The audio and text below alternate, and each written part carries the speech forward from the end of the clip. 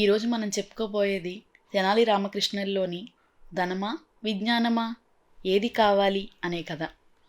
అమ్మవారు తన సహస్ర శిరసుల విశ్వరూపాన్ని ఉపసంహరించుకుని చతుర్భుజాలతో ఆహ్లాదకరమైన రూపంలో సాక్షాత్కరించింది.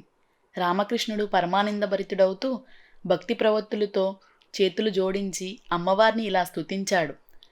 సర్వమంగళ మాంగళ్యే శివే సర్వార్థ సాధకే శరణ్యే త్రయంబకే గౌరీ నారాయణీ నమోస్తుతే. రామకృష్ణుడు అలా భక్తితో అమ్మవారిని స్తుతించి, అమ్మా, నువ్వు జగదేకమాతవి, మేమందరం నీ బిడ్డలం. కొందరు మూర్ఖత్వంతో అమాయకత్వంతో మొక్కుబడుల పేరిట నీకు జంతుబలి నరబలి ఇస్తున్నా నువ్వు పట్టించుకోవడం లేదన్న ఆక్రోశంతో నిన్ను విమర్శించాను. కానీ దయగల తల్లివి, నీ ముందు నేనెంతటి వాణ్ణి, అనుగ్రహిస్తావన్న ఆశతో సాగిలబడి మొక్కాను.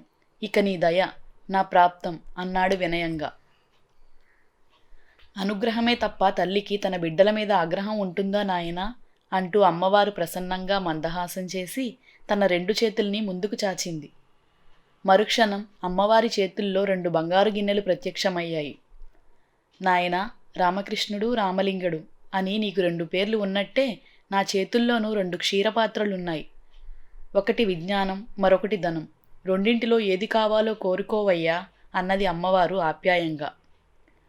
రామకృష్ణుడు ఆ పాత్రల వైపు చూస్తూ, ఒకటి ధనం, ఇంకొకటి జ్ఞానం, ఇదా అదా అంటూ చొరవగా అమ్మవారి చేతుల్లోంచి 2 గిన్నెలను తీసుకొని ఒకేసారి రెండింటినీ కలిపి త్రాగేసి బ్రేవుమని తేంచి అమ్మవారి వైపు కొంటెగా చూస్తూ, విజ్ఞానాన్ని ధనాన్ని కలిపి ఆరగించేశానమ్మా, నేనిప్పుడు విజ్ఞానధనుణ్ణి అయినట్లే కదమ్మా అన్నాడు. అమ్మవారు అదోలా చూస్తూ, అమ్మ మాట కాదంటావా, అందుకు తగ్గ ఫలితం అనుభవిస్తావు. నీ విజ్ఞానం, నీ కవిత్వం వినోదానికే పనికొస్తుంది. నీకు లభించే ధనం నీకుగాక పరులకే ఉపయోగపడుతుంది. అవుతావు రామలింగ, నువ్వు వికటకవి అవుతావు అని పలికి అదృశ్యమైపోయింది అమ్మవారు. రామకృష్ణుడు చేతులు జోడించి, చాలు తల్లి చాలు, నాకు ఈ వరం చాలు. నీ అనుగ్రహంతో వికటకవినై సమస్త ప్రజానికాన్ని వినోదింపచేస్తాను. వినోదం పంచుతూనే కార్యాలని సాఫల్యం గావిస్తాను.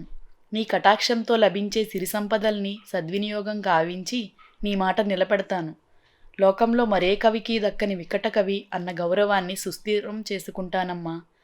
అమ్మవి, అడుగడుగునా తోడు నీడగా ఉండి కాపాడు అని ప్రార్థించాడు మనస్ఫూర్తిగా. ఇదండి ధనమా విజ్ఞానమా కథ. ఈ కథ మీకు నచ్చిందా? నచ్చితే మీ ఫ్రెండ్స్ రిలేటివ్స్తో షేర్ చేయండి.